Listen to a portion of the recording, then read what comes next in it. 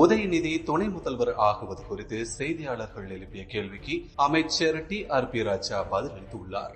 அவங்க இப்ப நம்ம இந்திய பிரதமர் அவர்கள் அவரோட ஊருக்கு சில திட்டங்களை கொண்டு போறதுல எந்த தவறும் இல்லை.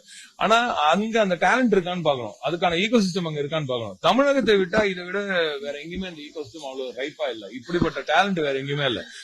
ஆகையால் தான் சொல்றேன், இது நீங்க இங்க வரக்கூடாதுன்றதுக்காக கொண்டு போறீங்களான்ற கேள்வி எழும்புதான்.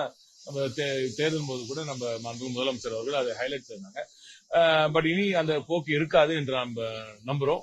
நிச்சயமாக ஒரு கூட்டாட்சி தத்துவத்துக்கு பெடரலிசத்துக்கு மதிப்பு கொடுத்து மாண்புமிகு பிரதமர் அவர்களும் அனைவரும் இணைந்து ஒட்டுமொத்த இந்திய மக்களின் வளர்ச்சிக்காக தமிழகத்துக்கு வலு சேர்ப்பார் என்று நம்பலாம்.